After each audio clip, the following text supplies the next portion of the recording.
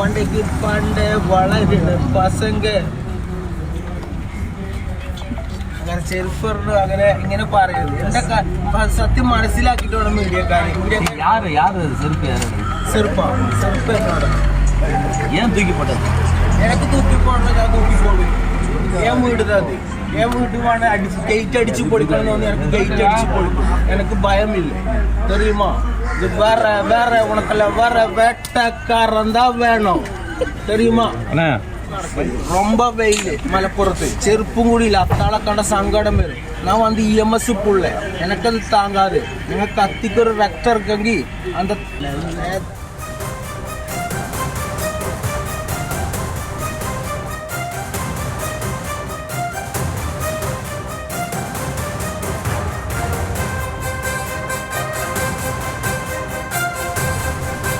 அண்மை செய்தியை பார்த்து வருகிறோம். விஜய் வீட்டில் செருப்புடன் மர்ம பொருளை வீசிய நபர் போலீசாரால் கைது செய்யப்பட்டிருக்கிறார். கூடுதல் விவரங்களை செய்தியாளர் சிவபிரகாஷ் வழங்க கேட்கலாம். சிவபிரகாஷ், இந்த நபர் குறித்த முழு விவரங்கள் என்ன? வணக்கம். தற்போது நடிகர் விஜய் வீட்டில் செருப்புடன் சேர்த்து ஒரு மர்ம பொருளோடு சேர்த்து உள்ளே எறிந்த அந்த நபரை காவல்துறையினர் கைது செய்து காவல் நிலையத்திற்கு அழைத்து சென்றிருக்கின்றனர்.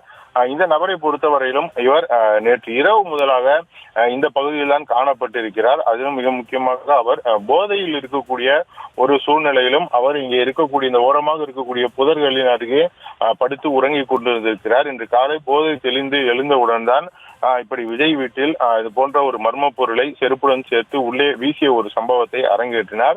இந்நிலையில் தற்போது காவல்துறையினர் இங்கு நேரில் வந்து இந்த இடத்தில் அவரிடம் என்ன நடந்தது, அவர் யார் என்பது குறித்து அவர்கள் விசாரணை செய்தனர். அப்படி விசாரணை செய்ததில் அவர் வெளிநாட்டில் வேலை செய்துவிட்டு இங்கே வந்தவர் என்பதும் தொடர்ந்து போதைப் பொருட்களை பயன்படுத்தியதால் போதை மருந்துக்கு அடிமையாகி இப்படி இருப்பதாகவும் அவர் காவல்துறையினரிடம் தெரிவித்தார். இப்படிப்பட்ட சூழ்நிலையில் அவரை காவல் நிலையத்திற்கு அழைத்து சென்று மேற்கொண்டு விசாரணை செய்வதற்காக தற்போது காவலர்கள் அவரை இங்கிருந்து அழைத்து சென்றிருக்கின்றனர்.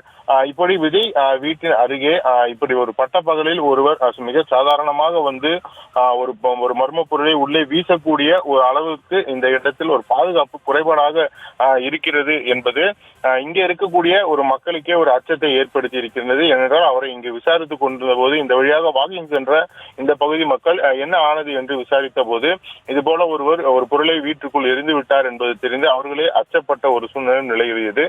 இப்படிப்பட்ட சூழ்நிலையில் தான் அந்த நபரை தற்போது கைது செய்து அவர்கள் காவல் நிலையத்திற்கு அழைத்து சென்றிருக்கின்றனர். மேற்கொண்டு உண்மையாகவே அவர் சொல்வது போலவே அவர் போதை மருந்தின் ஊக்கத்தில் இருக்கிறாரா இல்லையா, அல்லது இது போன்ற அவர் சொல்லக்கூடிய அந்த காரணங்கள் சரியானதாக இருக்கின்றதா என்பது குறித்து அவரிடம் முழுமையாக அவருக்கு போதை தெளிந்த பிறகு விசாரணை செய்து அதற்கேற்றபடி காவல்துறையினர் நடவடிக்கை எடுக்க திட்டமிட்டிருக்கின்றனர்.